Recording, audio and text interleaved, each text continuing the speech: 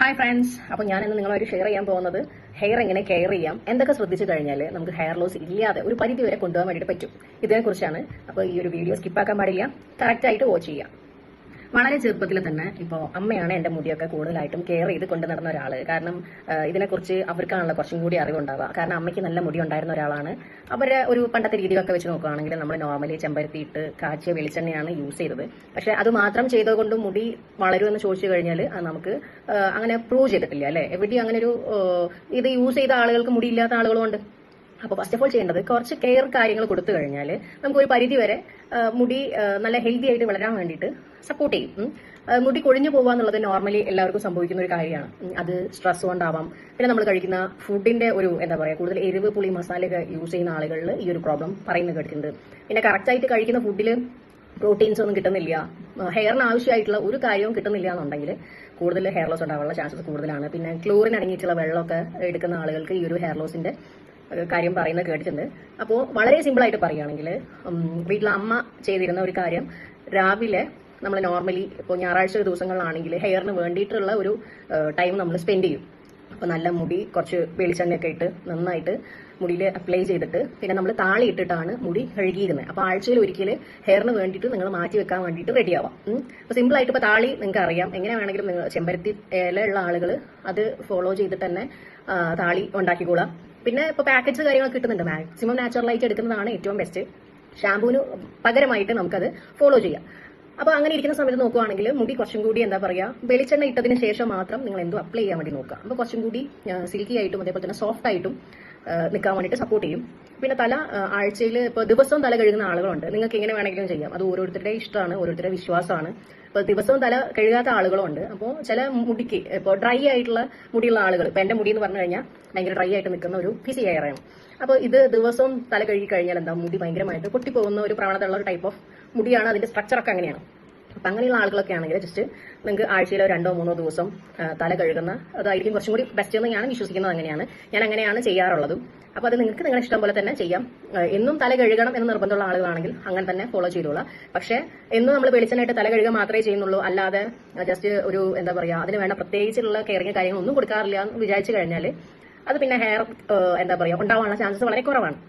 പിന്നെ രണ്ടാമത്തെ ഒരു കാര്യം നോക്കുകയാണെങ്കിൽ നമ്മൾ കഴിക്കുന്ന ഫുഡിൽ കറക്റ്റായിട്ട് എന്താ പറയുക നല്ല ഫ്രൂട്ട്സും വെജിറ്റബിൾസും അതേപോലെ നല്ല പ്രോട്ടീനൊക്കെ അടങ്ങിയിട്ടുള്ളതാണ് ഭക്ഷണത്തിൽ ഉൾപ്പെടുത്തുന്നതെങ്കിൽ ഇത് നിങ്ങളുടെ ഹെയർ ഗ്രോത്തിന് നല്ല രീതിയിൽ സപ്പോർട്ട് ചെയ്യും.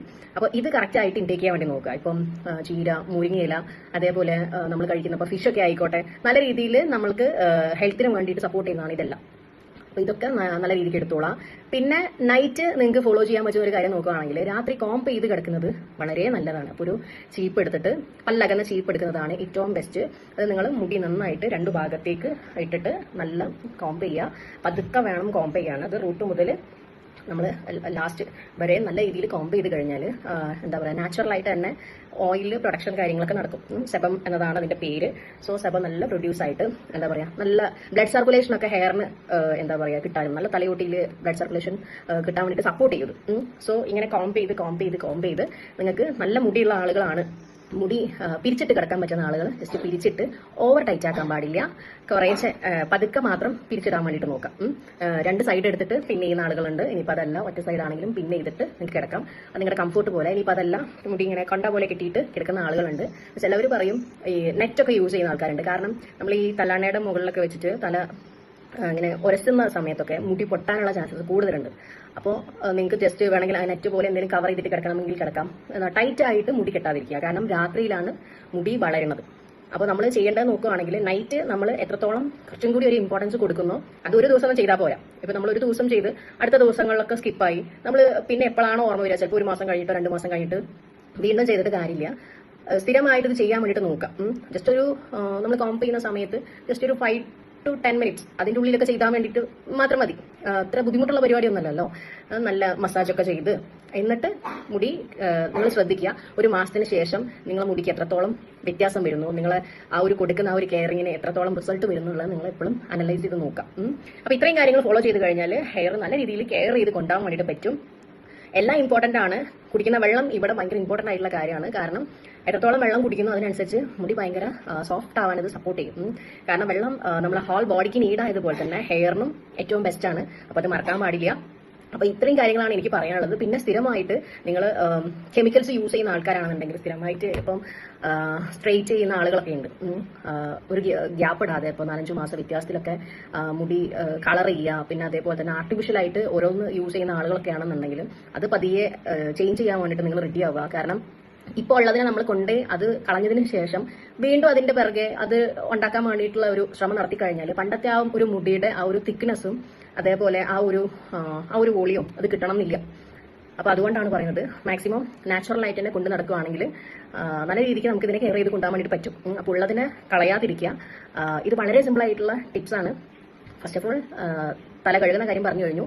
അതേപോലെ രണ്ടാമത്തെ കാര്യം നമ്മൾ കഴിക്കുന്ന ഭക്ഷണത്തിന്റെ കാര്യം എന്തൊക്കെയാണ് ഉൾപ്പെടുത്തേണ്ടതെന്നുള്ള പറഞ്ഞു കഴിഞ്ഞു.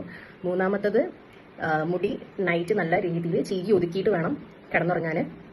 പിന്നെ അടുത്തത് നോക്കുകയാണെങ്കിൽ നല്ല രീതിയിൽ വെള്ളം കുടിക്കാനും ശ്രദ്ധിച്ചു കഴിഞ്ഞാൽ നിങ്ങളുടെ ഹെയർ നിങ്ങൾക്ക് ഒരു പരിധി വരെ വലിയ കുഴപ്പമില്ലാതെ ഹെൽത്തി ആയിട്ട് കൊണ്ടുപോകാൻ വേണ്ടിയിട്ട് പറ്റും. അപ്പോൾ ഇത്രയും കാര്യങ്ങൾ കറക്റ്റായിട്ട് ഫോളോ ചെയ്യുക. ടാറ്റാ.